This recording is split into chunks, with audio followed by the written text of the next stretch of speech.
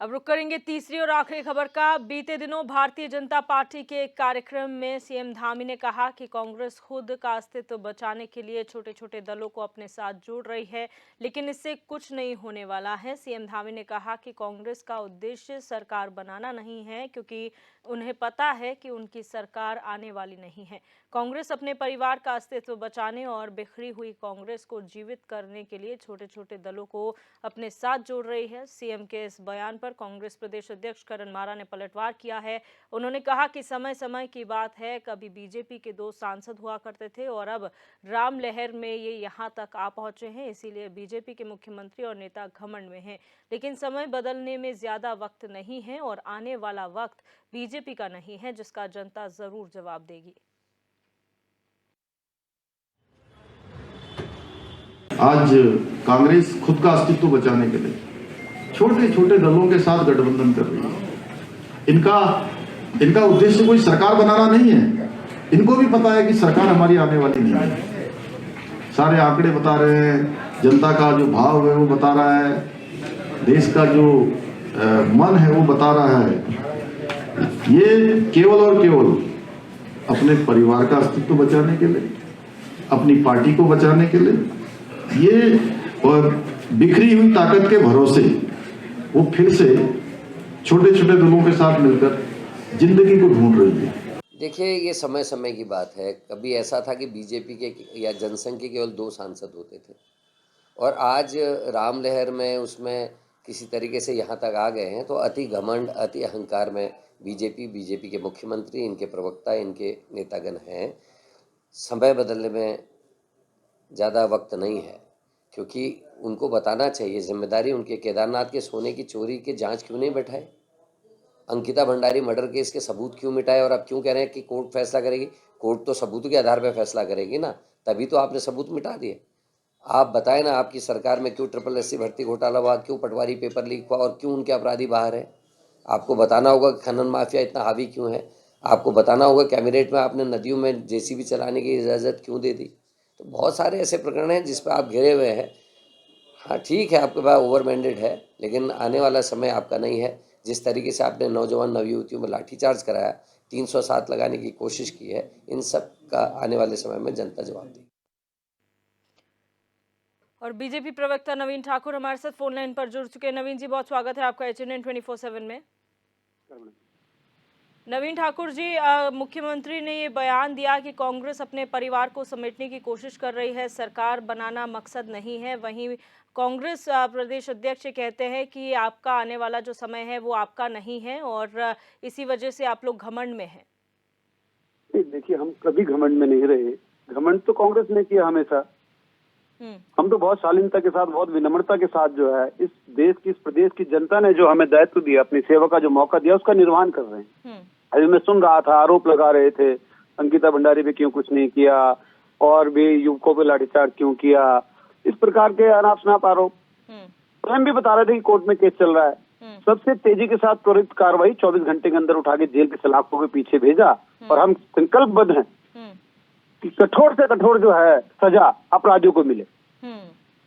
लाठीचार्ज युवकों पे बात कर रहे हैं, कोई लाठीचार्ज नहीं हुआ।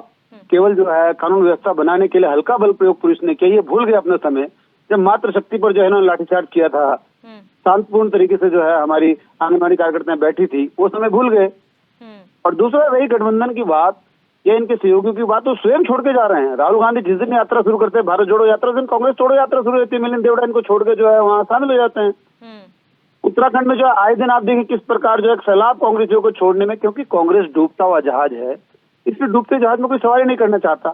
सब समझ चुके हैं, सब जान चुके हैं, कांग्रेस का इतिहास सब जानते हैं, इसलिए जो है छोड़ रहे हैं। उधर माननीय प्रधानमंत्री नरेंद्र मोदी जी के नेतृत्व में जो हमने कहा वो हमने करके दिखाया। उत्तराखंड में पुष्कर सिंह धामी जी ने जो कहा वो करके दिखाया। ये कह रहे थे पटवारी भर्ती घोटाला क्यों हुआ? अरे भैया, आपके समय से जो गहरी जड़ें थी उनको जड़ से उखाड़ फेंकने का काम पुष्कर सिंह धामी जी ने किया है। देश के सबसे सख्त कानून, नकल विरोधी कानून में कोई लाया तो पुष्कर सिंह धामी लाए। आज नकल माफियों को इस प्रदेश से नस्ल नाबूद करने का काम अगर किया तो पुष्कर सिंह धामी जी ने किया। आपने तो कुछ नहीं किया। तो बातें बनाने से कुछ नहीं होता, काम करना पड़ता है, जनता को दिखाना पड़ता है, जनता के दुख दर्द में खड़ा होना पड़ता है, जनता के दुख दर्द को दूर करना पड़ता है, उनकी समस्याओं को दूर करना पड़ता है, समाधान देना पड़ता है, तब जाकर जो है जनता अपना आशीर्वाद देती है, ऐसे नहीं देती।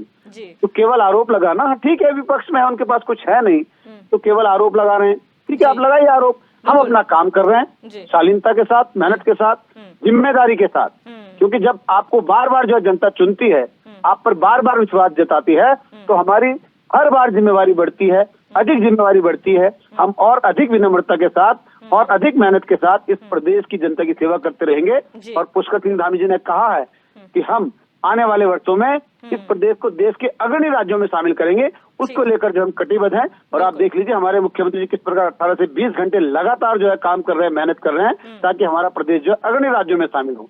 अभी इन्वेस्टर समिट का शानदार जो है आपने कार्यक्रम उत्तराखंड में देखा, और भी अनेकों ने हमारे साथ कांग्रेस प्रवक्ता आशीष नौटियाल जी भी जुड़ चुके हैं। आशीष जी बहुत स्वागत है आपका HNN 24/7 में। धन्यवाद। आशीष जी, यहाँ पर बीजेपी का ये कहना है कि आप लोगों का परिवार टूट चुका है, अपने परिवार को समेटने के लिए आप काम कर रहे हैं, सरकार बनाना मकसद नहीं है, क्या कहेंगे इस पर?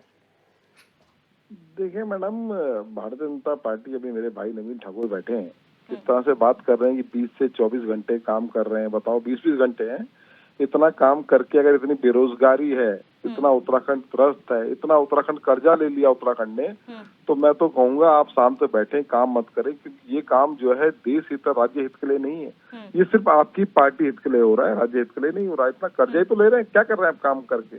तो बेरोजगारी बढ़ा रहे हैं, कर्जा ले रहे हैं, और आप कह रहे हैं हम काम कर रहे हैं। 24 घंटे के अंदर कहते हैं इन्होंने एक्शन लिया अंकिता हत्याकांड में। इन्होंने क्या एक्शन लिया? सबूतों को मिटाने का काम, तुरंत बुलडोजर चला दिया और सबूत को मिटाने का काम किया, फिर वहां आग लगाई।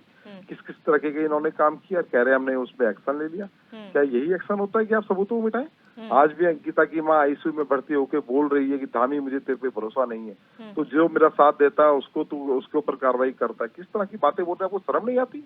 आप टीवी चैनल में बैठ के झूठ बोलने का काम करते हैं सिर्फ। आप बताएं कितना झूठ बोलेंगे आप लोग? देश और राज्य को कहाँ ले जा रहे हैं आप लोग? और आप देखें, आशीष जी, आप ही के नेता जो हैं, आप ही के पार्टी छोड़ के जा रहे हैं, क्या आप लोग मौका नहीं दे रहे बीजेपी को बोलने का? निश्चित मैडम, जा रहे हैं तो क्या, देखिए मैडम, जो पद का लालच में होगा वो जरूर जाएगा, जो सत्ता का लालची होगा वो जरूर जाएगा, या जिसने कोई गलत काम कर रखा हो और भारतीय जनता पार्टी उसको डर दिखाए वो जरूर जाएगा। अभी मैं परसों एक सोशल मीडिया में किसी ने पोस्ट डाली हुई थी कि जो मर्द थे वो जेल गए और जो वो थे वो उसमें गए, संघ में गए, तो ये तो उनको जो लेके गए अभी वहाँ बिहार के अंदर नीतीश कुमार जी को, जो इंडिया गठबंधन की मेन कड़ी बने हुए थे, जो कह रहे थे इंडिया गठबंधन बनाऊंगा मैं, कभी भारतीय जनता पार्टी में मरना कबूल करूंगा पर भारतीय जनता पार्टी में जाना कबूल नहीं करूंगा। और यहाँ पे अमित शाह जी चिल्ला रहे थे कि हम जो है कभी नीतीश बाबू आपके लिए हमारे दरवाजे बंद हो गए। सिर्फ सत्ता के लालच में आप एक आदमी को लेके आ गए। सत्ता का कितना मोह है इस भारतीय जनता पार्टी को, क्योंकि भारतीय जनता पार्टी जानती है जिस तरह से इन लोगों ने घोटाले और बदमाशियां कर दी हैं, अगर इनकी सरकार आने वाले टाइम में 2024 में ना बने तो सबके सब जेल के अंदर होंगे। इसलिए तो ये कर रहे हैं। ये सारी मतलब इनकी पार्टी में कोई आ जाए तो वो दूध का धुला हो जाता है। उससे पहले यही उसे गालियां देते फिरते हैं। नीतीश कुमार को कितना कुछ बोला, स्मृति ईरानी ने कितना कुछ बोला जब संसद में, जब विधानसभा के अंदर जब उन्होंने बयान दिया नीतीश कुमार ने महिलाओं के ऊपर, तो उस समय कितना कुछ बोला कि इनको बात करने का तहजीब नहीं है, इनको ये नहीं है वो नहीं है। आज इनको इतना तहजीब कैसे आ गया? मतलब जनता को भी इस बात को समझना होगा कि ऐसा क्या मंत्र है जो भारतीय जनता पार्टी में आ गया, वहां तो ही चुप हो जाते हैं, लेकिन अगर वो विपक्ष में तो उसके लिए बड़ा बोलने का काम करते हैं, चिल्लाने का काम करते हैं। टूट कोई नहीं रहा है, उसको तोड़ा जा रहा है। देखिए जिस आदमी ने गलत काम करे हैं उस आदमी को डर दिखा के भारतीय जनता पार्टी अपनी पार्टी में शामिल कर रही है, तो इसका मतलब सबसे भ्रष्ट पार्टी अगर कोई है तो भारतीय जनता पार्टी, क्योंकि सारे भ्रष्ट लोगों को एक जगह अपनी पार्टी में इकट्ठा कर दिया है। जो जिस पार्टी में भ्रष्ट थे वो आज भारतीय जनता पार्टी के नेता हैं। ठीक है, नवीन जी और आशीष जी, आप दोनों का बहुत शुक्रिया हमारे साथ जुड़ने के लिए और अपनी अपनी बात रखने के लिए। और